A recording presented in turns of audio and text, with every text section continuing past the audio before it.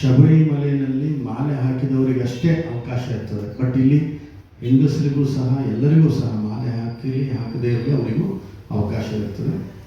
ಎರಡು ಕಡೆ ಮಾತ್ರ ಈ ತಿರುವಾಭರಣ ಉತ್ಸವ ನಡೀತಕ್ಕಂಥದ್ದು ಈ ದೇಶದಲ್ಲಿ. ಒಂದು ಶಬರಿಮಲೆಯಲ್ಲಿ ಪಂದಳದ ರಾಜಪೀಠದಿಂದ ಅದು ಶಬರಿಮಲೆ ಸನ್ನಿಧಾನಕ್ಕೆ ಸೇರ್ತಕ್ಕಂಥದ್ದು ಇದೆ 14ನೇ ತಾರೀಕು ತಿರುವಾಭರಣ. ಇನ್ನೊಂದು ಗುರುಪೀಠದಿಂದ ತೀರ್ಥಹಳ್ಳಿಯಲ್ಲಿ ಅದು ಬೀಡಿನಿಂದ ಸನ್ನಿಧಾನಕ್ಕೆ ಸೇರ್ತಕ್ಕಂಥದ್ದು. ಎರಡೂ ಸಹ 14ನೇ ತಾರೀಕಿಗೆ ಸೇರೋದು. ಇಲ್ಲಿ ಕರ್ನಾಟಕದಲ್ಲಿ ಬೆಳಿಗ್ಗೆ ಒಂದು 11 ಗಂಟೆ ಅಷ್ಟೊತ್ತಿಗೆ ಈ ಉತ್ಸವ ಆಗುತ್ತೆ. ಇನ್ನು ಶಬರಿಮಲೆಯಲ್ಲಿ ಸಂಜೆ ಆಗುತ್ತೆ 5 ಗಂಟೆ 5:30 ಅಷ್ಟೊತ್ತಿಗೆ. ವಿಶೇಷ ಅಂತಂದರೆ ಸ್ಪಷ್ಟವಾಗಿ ಪ್ರತಿಯೊಬ್ಬರಿಗೂ ಸಹ ಕಣ್ಣಿಗೆ ಕಾಣುವ ರೀತಿಯಲ್ಲಿ ಆಕಾಶದಲ್ಲಿ ಗರುಡ ಪಕ್ಷಿಯ ದರ್ಶನ ಪ್ರಾರಂಭದಿಂದಲೂ ನಡ್ಕೊಂಡು ಬಂದಿರತಕ್ಕಂಥ ಒಂದು ಪ್ರತೀತಿ. ನಾವೇ ಸುಮಾರು 40 ವರ್ಷದಿಂದ ಇದನ್ನು ನೋಡ್ಕೊಂಡು ಬಂದಿರುವಂಥದ್ದು. ಇದು ಆ ತಿರುವಾಭರಣ ಬರುವ ಸಂದರ್ಭದಲ್ಲೇ ಆಕಾಶದಲ್ಲಿ ದರ್ಶನ ಕೊಡ್ತಕ್ಕಂಥದ್ದು ಇಲ್ಲಿನ ವಾಡಿಕೆ. ಹಾಗಾಗಿ ಇದಕ್ಕೆ ಕರ್ನಾಟಕದ ಶಬರಿಮಲೆ ಅಂತಲೂ ಸಹ ಕರೀತಾರೆ. ಇನ್ನೊಂದು ಸಂಬಂಧ ಅಂದರೆ ಪರಶುರಾಮರಿಗೂ ಇರ್ತಕ್ಕಂಥ ಸಂಬಂಧ ಅನ್ನುವಂಥ ನಂಬಿಕೆಯಲ್ಲಿ ಇದ್ದೇವೆ. ಏನಂದರೆ ಕರ್ನಾಟಕದ ಶಬರಿಮಲೆ ತೀರ್ಥಹಳ್ಳಿಯಲ್ಲಿ ಆವಾಗ ಪರಶುರಾಮರಿಗೆ ಎಳ್ಳಮಾವಾಸ್ಯೆಯ ಸಂದರ್ಭದಲ್ಲಿ ಕೊಡಲಿ ಕಳಚಿ ಅದು ಜಾರಿ ತುಂಗಾ ನದಿನಲ್ಲಿ ಬಿತ್ತು. ಆ ತುಂಗಾ ನದಿನಲ್ಲಿ ತಾಯಿಯ ರಕ್ತ ಅಂಟಿರ್ತಕ್ಕಂಥ ಈ ಕೊಡಲಿಯಿಂದ ಆ ರಕ್ತದ ಕಲೆ ತೊಳೆಯಲ್ಪಡ್ತು. ಹಾಗಾಗಿ ಆ ರಾಮೇಶ್ವರ ದೇವಸ್ಥಾನ ನಿರ್ಮಾಣ ಆಯಿತು ತೀರ್ಥಹಳ್ಳಿಯಲ್ಲಿ ಎನ್ನುವಂಥದ್ದು ಒಂದು ನಂಬಿಕೆ ಇದೆ. ತೆಪ್ಪೋತ್ಸವ ಅನ್ನುವಂಥದ್ದು ಬಹಳ ದೊಡ್ಡ ಜಾತ್ರೆ ತೀರ್ಥಹಳ್ಳಿಯಲ್ಲಿ ನಡೆಯುತ್ತೆ. ಇದೇ ಕೊಡಲಿಯಿಂದ ನಂತರ ಭಾರ್ಗವ ಕ್ಷೇತ್ರವನ್ನು ನಿರ್ಮಾಣ ಮಾಡಿದ್ರು, ಸಮುದ್ರಕ್ಕೆ ಎಸ್ತು.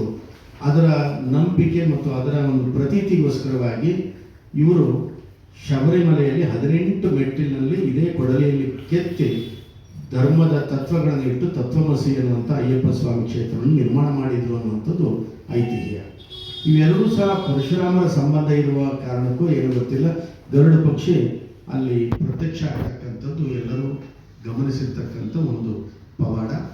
ಈ 11 ಗಂಟೆ ಅಷ್ಟೊತ್ತಿಗೆ ನಡೀತಕ್ಕಂಥದ್ದು. ಈ ವರ್ಷ ಇನ್ನೊಂದು ವಿಶೇಷ ಏನಂತಂದರೆ, ಸುಮಾರು ವರ್ಷಗಳಿಂದ ರಾಜ್ಕುಮಾರ್ ಅವರ ಫ್ಯಾಮಿಲಿಯಿಂದ ಶಬರಿಮಲೆಗೆ ಹೋಗ್ತಕ್ಕಂಥದ್ದು ತಮಗೆಲ್ಲರಿಗೂ ಗೊತ್ತಿರ್ತಕ್ಕಂಥ ವಿಚಾರ. ಈಗಾಗಲೇ ಪಾರ್ವತಮ್ಮ ರಾಜ್ಕುಮಾರ್ ಅವರು ದೈವದಿಂದರಾದ ಮೇಲೆ ಶಿವರಾಜ್ ಕುಮಾರ್ ಅವರಿಗೆ ಹೋಗ್ಲಿಕ್ಕಾಗಿಲ್ಲ ಶಬರಿಮಲೆಗೆ. ಅದು ಅಲ್ಲದೆ ಅವರ ಮನೆಯಲ್ಲಿ ಮತ್ತೆ ಮೇಲಿನ ಮೇಲೆ ಕೆಲವೊಂದು ಆಘಾತಕಾರಿ ಘಟನೆ ನಡೆದದ್ದು, ಪುನೀತ್ ಅವರು ಹೋಗಿದ್ದು ಇತ್ಯಾದಿಗಳು. ಮತ್ತು ಶಿವರಾಜ್ ಕುಮಾರ್ ಅವರಿಗೂ ಸಹ ಆರೋಗ್ಯದ ಸ್ವಲ್ಪ ಸಮಸ್ಯೆಯಿಂದಾಗಿ ಶಬರಿಮಲೆಗೆ ಹೋಗ್ಲಿಕ್ಕಾಗಲಿಲ್ಲ. ಸೊ ಇಲ್ಲಿ ಅವತ್ತಿನ ದಿವಸ ಇರುಮುಡಿಯನ್ನು ಕೊಡ್ತಾ ಇದ್ದಾರೆ. ಶಿವರಾಜ್ ಕುಮಾರ್ ಅವರು, ಗೀತಕ್ಕನವರು ಮತ್ತು ಅರ್ಜುನ್ ಜನ್ಯ, ನವೀನ್ ಸಜ್ಜು ಇವರೆಲ್ಲರೂ ಸೇರಿ ಏನು ಶಬರಿಮಲೆಗೆ ಪ್ರತಿ ವರ್ಷ ಕೊಡ್ತಾ ಇದ್ರು ಅದನ್ನು ಕರ್ನಾಟಕದ ಶಬರಿಮಲೆಗೆ ಇರುಮುಡಿಯನ್ನು ಕೊಡ್ತಾ ಇರ್ತಕ್ಕಂಥದ್ದು ಬಹಳ ವಿಶೇಷವಾಗಿರ್ತಕ್ಕಂಥದ್ದು. ಹಾಗಾಗಿ ಕನ್ನಡದ ಒಂದು ಶಬರಿಮಲೆಗೆ ಕನ್ನಡದ ನಟರು ಈ ಒಂದು ನಂಬಿಕೆಯಲ್ಲಿ ಬರ್ತಾ ಇರುವಂಥ ಒಂದು ಸಂತೋಷದ ವಿಚಾರವನ್ನು ನಿಮ್ಮ ಮುಂದೆ ಹಂಚಿಕೊಳ್ಳೋದಕ್ಕೋಸ್ಕರ ನಾವು ಇದನ್ನು ನಿಮ್ಮ ಮುಂದೆ ಪ್ರಸ್ತಾಪ ಮಾಡ್ತಾ ಇದ್ದೇವೆ.